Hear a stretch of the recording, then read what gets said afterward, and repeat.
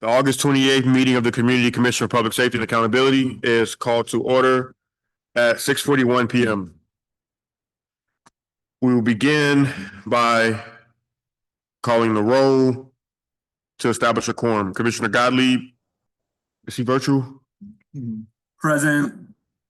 Commissioner Driver is present. Commissioner Minor? Present. Commissioner Pimonti? Commissioner Ruby Navrijo? Present. Commissioner Terry? Commissioner Wortham? With Commissioner Gottlieb has requested to participate virtually. I move that Commissioner Gottlieb be allowed to participate virtually. The second? Second. So moved and seconded by Commissioner. I've moved and it's been seconded by Commissioner Minor that Commissioner Gottlieb be allowed to participate virtually. All those in favor of the motion, please signify by saying aye. Aye. Are there any nays? The ayes have it in the opinion of the chair. Commissioner Gottlieb will be allowed to participate virtually. With 6 out of 7 commissioners of the Community Commission for Public Safety and Accountability present, we have a quorum and can conduct the commission's business. The next item of business is public comment. If you would like to share something related to the commission's work on public safety and accountability, you have a few options. You can speak at a public meeting. You can also submit public comment in writing by emailing your comment to communitycommissionpubliccomment@cityofchicago.org, or you can bring a copy of the comment to one of the commission's public meetings and hand it to someone on the commission or the commission staff. People who wanted to speak during public comment period tonight were asked to submit their names in writing earlier tonight. Names were then drawn at random by a member of the commission staff. Speakers will be called in the order in which their names are drawn. If your name is called to offer public comment, we ask that you approach the microphone and line up in the order in which your name is called. When it's your turn to speak, please say your name and then spell your name for the record and offer your comments. Each speaker will be allowed 2 minutes. We have allotted a total of 20 minutes of public comment. Our first speaker is Dion McGill, which will be followed by Dion McGill. So our first speaker is Dion McGill, second is Peter Contos, and third is District Councilor Beth Rockford. And Dion is also a district councilor.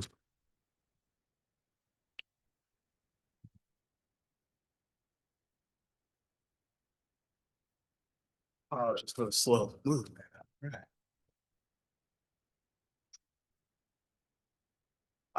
Good evening. My name is Dion McGill, DION MCGILL, and I'm a district counselor in the 7th Police District. As a counselor, I take seriously the responsibility to connect the dots between community harm and police oversight. And recent lawsuits, including an officer suing the department for racism and intimidation, and multiple suits coming out of the 18th District over racially driven pretextual traffic stops, remind us that CPD's policies are not theoretical. They carry real legal, financial, and human consequences. And while some may claim current policies don't need to change, the proof is in the pudding. Practices that are racially biased and that even CPD's own officers are subject to are one of several issues bleeding the city dry. Taxpayers pay the settlements, communities pay in lost trust, families pay in trauma. So my question to the commission is this: what are you doing to ensure these lawsuits inform real policy changes?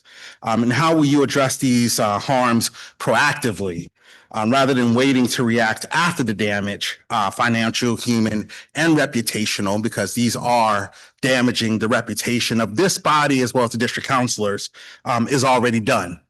I'd appreciate more public discussion from this body on how you intend to grapple with these specific issues and what will happen moving forward, because the cost of inaction is simply too high. Thank you. Thank you.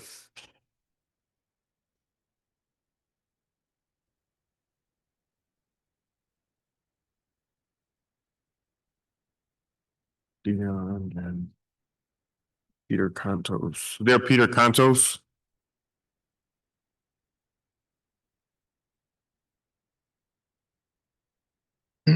Hello, good evening, everybody. My name is Peter Contos, PETER CONTOS. I'm here representing a nonprofit organization, the Cannabis Equity Illinois Coalition. We're a proud member of the Free to Move campaign. And the reason that I'm here today is to share a couple of quick notes, really kind of echoing what a previous speaker just mentioned. We have a very unique opportunity as it comes to our traffic stops policy to revise that and ultimately to end pretextual traffic stops through a policy change. I'm really just calling on and imploring you all to continue to push to end pretextual traffic stops altogether. We know they are harmful, we know they're discriminatory. Ultimately, we know they're ineffective when it comes to keeping people safe. CPD has tons of other tools at their disposal. We have a city that pours billions of dollars into their budget every year. They have more avenues to make effective traffic stops. Echoing similar to our previous speaker, pretextual traffic stops don't just cost the city human lives, reputation, trust, but also millions of dollars that we cannot afford. As we look at what's happening with the federal government, we are going to be losing a lot of money from the federal government to save as much money as we possibly can. And it's really a shame that we even have to make this about a financial argument, because this is about human lives. This is about equity, and ultimately making sure Chicago can be a city for everybody to live healthy, safe, and fulfilling lives. And so, thank you. Thank you. Hello, Elizabeth, traditional spelling, Rochford, Rochford, 17th District Councilor. I don't know how many of you here watch or read the news. I try not to, but many of my comrades regularly send me things that I need to know about, and here are a few. Just in the last few weeks, there have been troubling articles about the TAC teams violating people's rights during traffic stops, leading to this city paying out large amounts of settlements. These are not old cases, as many people claim, but under the watch of this superintendent. A lawsuit was just filed in relation to racial harassment by fellow officers. If they are doing this to their own officers, what are they doing to the community? Also reports that they inappropriately filed a report with this state that Crystal Rivera was shot by a suspect and not by her partner. My community is asking me about these reports and want to know what you are doing and how you are holding CPD accountable, which is your primary responsibility. Have you called on the superintendent to account? He claims he wants all officers to be community policing officers, but when given the opportunity to discuss how this will be accomplished, no one at CPD can answer how, when, where these trainings will occur, and how we will be ensured the public that this is actually happening. If you haven't called on the superintendent to account, then you are failing our neighbors. You need to do what the commission was created for, police accountability. You promised transparency when we nominated you, and you need to demonstrate that to the community now. Thank you. Thank you. Our next three speakers are Al Salas, DC Sam Schomburg, and I believe this is Kay or Ray London.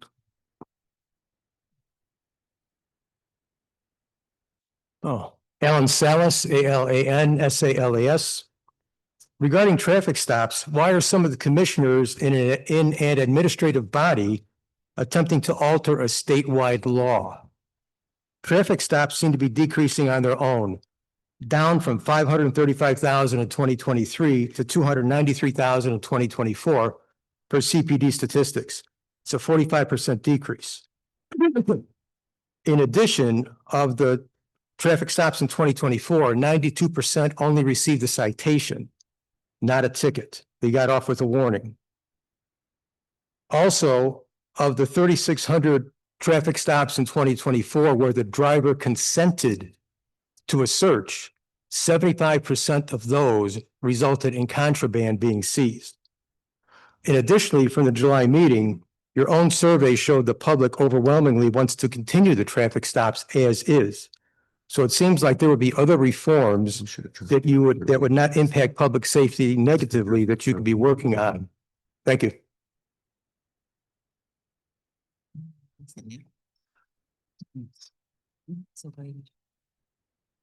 Sam Schoenberg, 19th Police District Council. I'd like to welcome you all to the 19th Police District. Thank you for holding me here.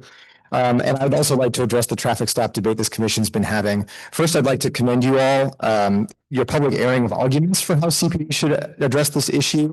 It's still a rarity to have police policy debated in public, have those arguments aired. You're doing a service by doing so. I know it's not always easy, and I thank you for it. That said, I do want to address some arguments that I thought were seriously flawed in that debate. At the last meeting, one commissioner argued against a CPD traffic stop policy because it would differ from the traffic stop policies in our neighboring jurisdictions. But this commission already has jurisdiction over the city of Chicago.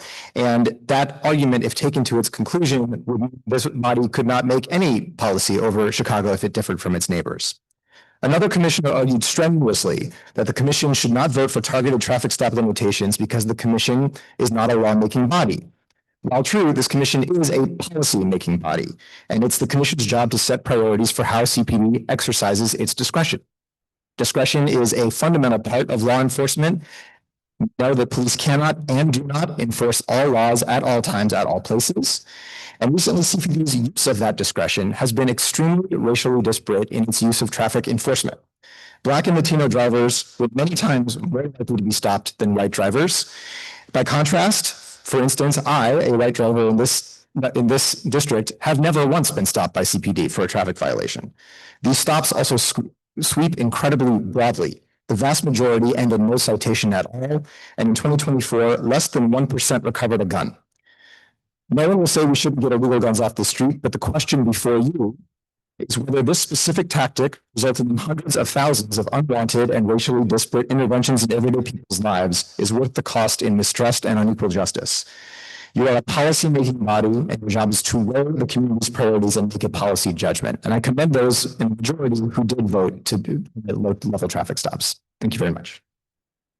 Thank you. This person? Oh, Ray or K London. Is there a Ray or K London here?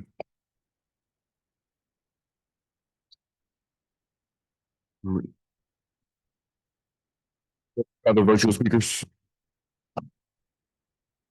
This concludes our public comment period. Thank you to everyone who offered comments. We value your input. Our next order of business will be approval of minutes before today's meeting. Draft minutes of the commission's regular meeting held on July 31st was shared with all commissioners. Are there any corrections to the draft minutes that have been circulated? Hi, okay, so I will just apologize in advance. These were circulated in advance. I did not share what I'm about to say with my commissioners, but I would suggest, specifically in light of some of the public comment and also questions that I've received from community members since the minutes stand the efficiency of truncating. So we basically outline the votes, but we do not have minutes detailing the debate. I think absent the detail, we should have in the minutes some more of your comments, President Driver, that introduce the vote so that the public, if they were to go look at our minutes, were clear the impact of those.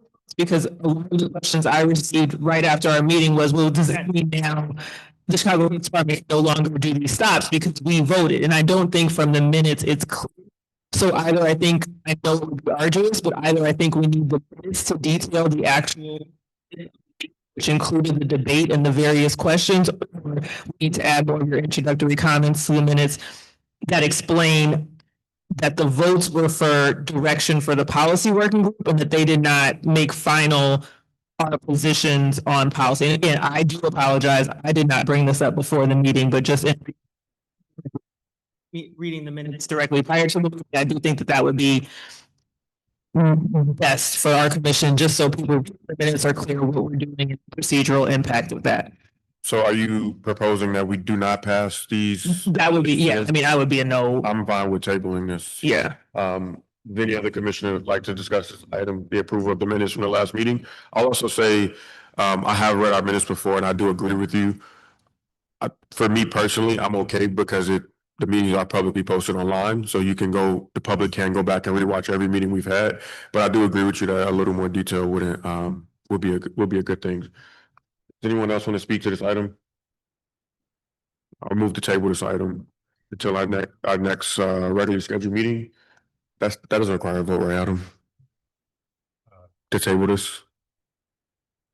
We'll vote anyway.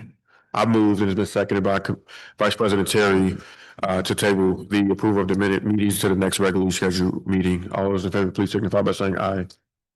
Any nays? Any opinion of the chair? The ayes have it.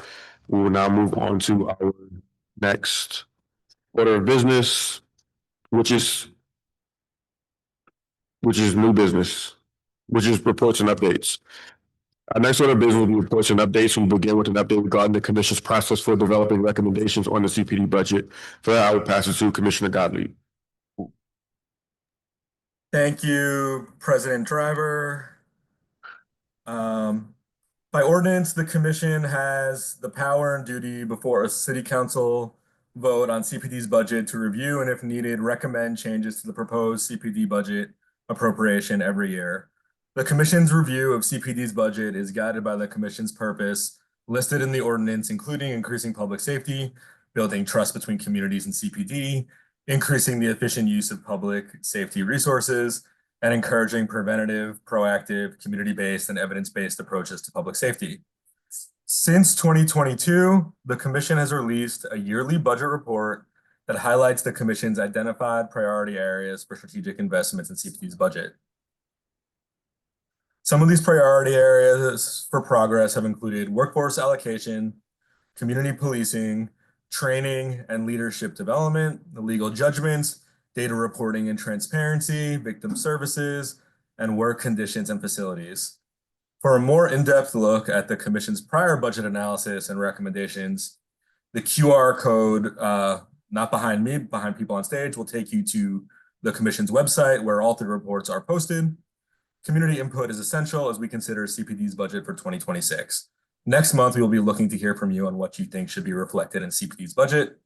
If you would like to share your thoughts on CPD's budget, make sure you're following our social media channels and subscribe to our emails to stay up to date on our budget engagement and outreach.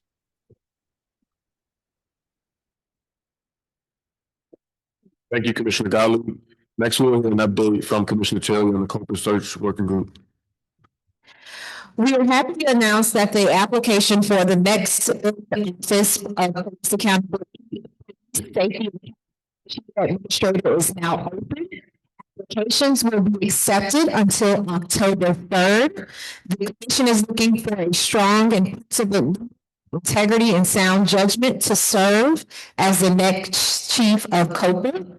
COPA plays a critical role in the city's accountability system. It is an independent civilian agency that investigates allegations of police misconduct, including excessive force, officer-involved deaths in custody, sexual misconduct, and bias-based verbal abuse. In addition to investigating serious incidents, COPA identifies patterns of practice and misconduct and issues policy recommendations to strengthen public trust and improve policy practices. The next COPA chief will lead a team of about 140 professionals across investigative and administrative divisions, assuring that investigations are fair, thorough, and timely. Also driving systemic reforms. The chief will work to build constructive relationships with law enforcement and community stakeholders. Ideal candidates will be attorneys, experienced investigators with significant expertise in criminal, civil rights, or labor law, or enforcement oversight. The commission continues to receive feedback from community as to what they would like to see as COPA chief.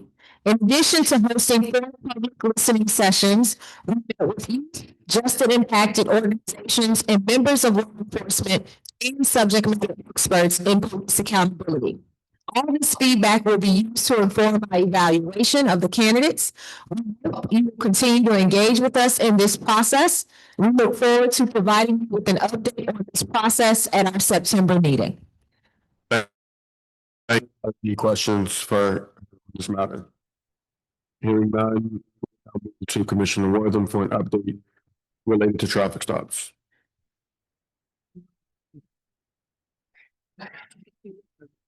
Okay. All right, good evening.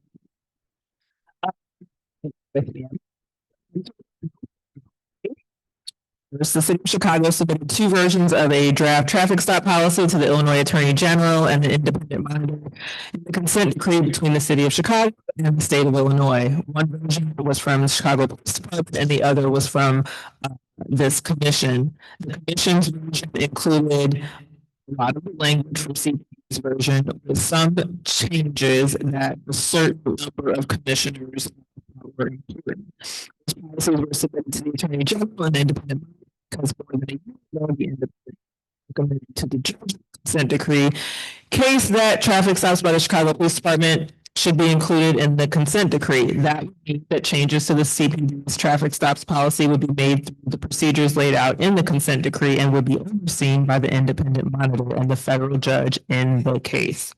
All right, so on July 31st, at our last commission meeting, the commission voted on several items intended to provide direction to the policy working group, which consists of me and Commissioner Terry, to traffic stop policy positions from members of the commission. The idea was that the CPD, commission CPD policy working group would use the commission's votes on those positions to advance our work policy development process with the CPD and to represent the commission in the traffic stop consent decree negotiations. All right, at the last commission, 5 commissioners supported limited traffic stops for some types of traffic offenses. For example, 5 commissioners supported traffic stops when a driver's registration sticker is expired for 1 year or less. Those 5 commissioners also supported stops when a license plate is incorrectly fastened but can still be seen. Okay. For example, so I'm just going to stick with if it's incorrectly fastened or can still be seen. I don't know if this is actually a great example. All right. Those 5 commissioners also voted to support exceptions to the traffic stop limitations. For example, exception that police officers could make those types of traffic stops, i.e. for an expired registration or an improperly displayed license plate, if the officer makes a determination that they have reasonable articulable suspicion cause of a serious criminal activity. The votes were as follows. On vote 1, members of the Chicago Police Department, this was the language of the vote, and then we'll read how the votes came out. Members of the Chicago Police Department shall be prohibited from conducting a traffic stop or temporarily detaining the driver of a vehicle that is not a commercial, livery, or chauffeur vehicle for any of the following violations. As we just discussed, a missing or improperly displayed front license plate, so long as the vehicle has a properly displayed rear license plate.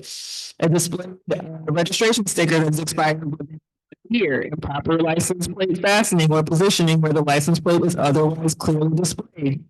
Improper rear license plate illumination, functioning headlight, tail light during daylight, if the vehicle has at least one functioning headlight, tail light, and brake light. Also, a vehicle with a loud sound system. Second, the commission voted for this, also voted for an exception that the Chicago Police Department could conduct any of the aforementioned 6 stops if an officer is acting upon a reasonable articulable suspicion or probable cause of serious criminal activity. The votes for that were as follows. 5 commissioners voted for the aforementioned restrictions, the exception, and 2 commissioners, that would be myself, Commissioner Wortham, and Commissioner Terry voted no to that list of prohibitions and the exception. 2, Chicago Police Department members will not request or conduct a consent search of a motor vehicle or its driver or occupants during a traffic stop unless a member is acting upon reasonable articulable suspicion of probable cause of suspected criminal activity distinct from the basis of the initial traffic stop. 6 of my colleague commissioners to this voted no. Our discussions with the Attorney General, Chicago Police Department, reflect the positions of the aforementioned votes. It's important to note that this process of developing final traffic stop policy is ongoing. As we indicated, and I think President Driver indicated at our last meeting in his introduction to the votes, negotiations and confidentiality, defined timeframe, and yes. Let's see, what else do we have? As President Driver said at the last meeting, as negotiations continue, the commission may revisit and revise its positions until the final policy is adopted. Commissioners will continue to Chicago Police Department, Attorney General, and gather input and support the development of the best possible framework for traffic stop. Well, there, guys. All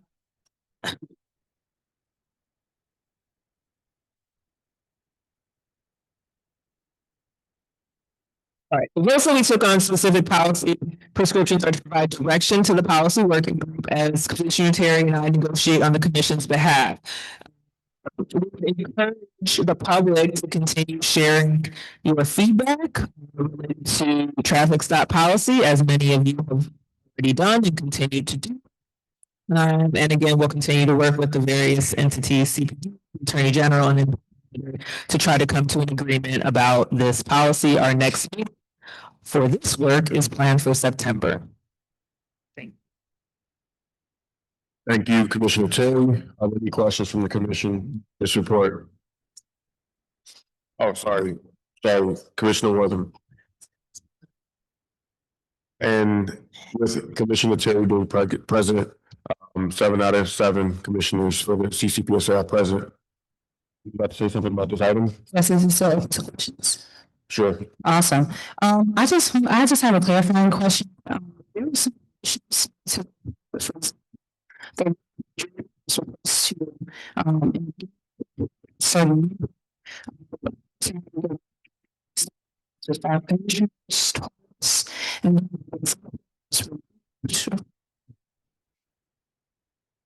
it's also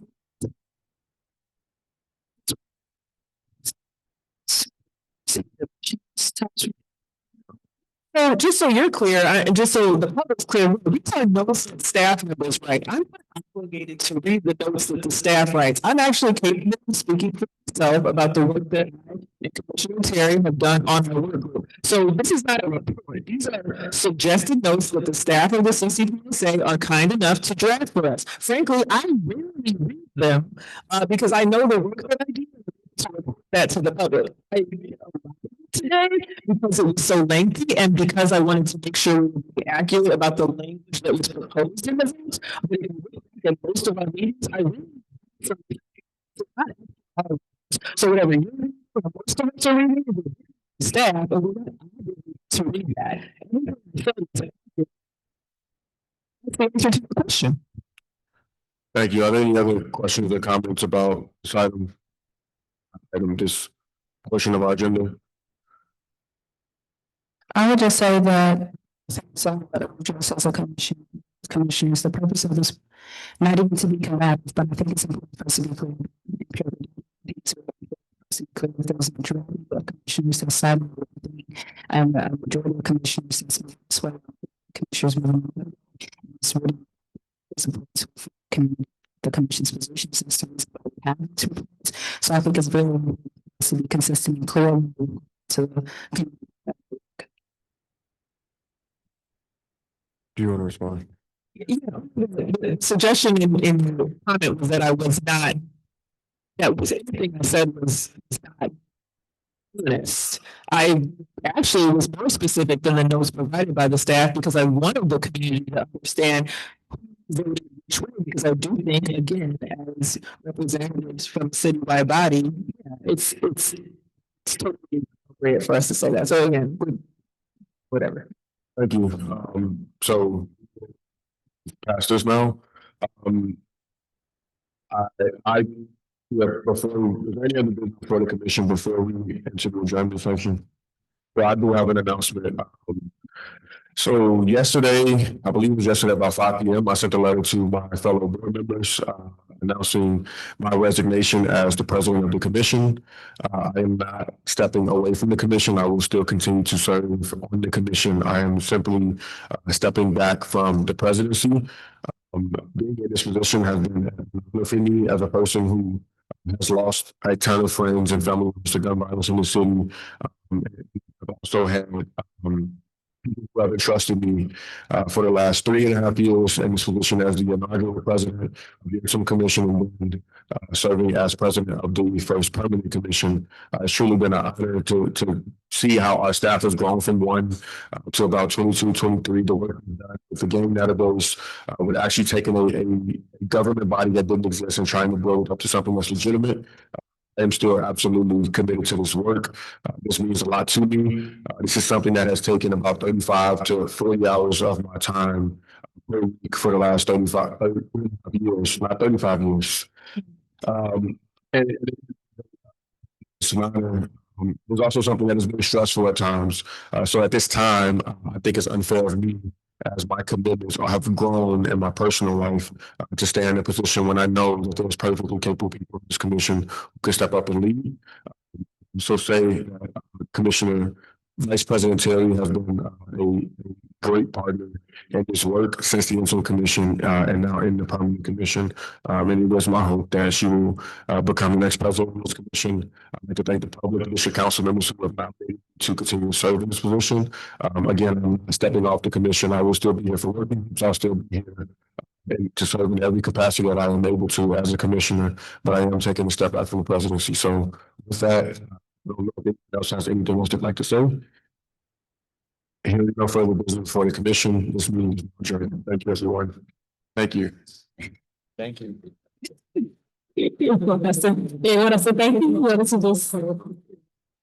I appreciate y'all. You ain't gonna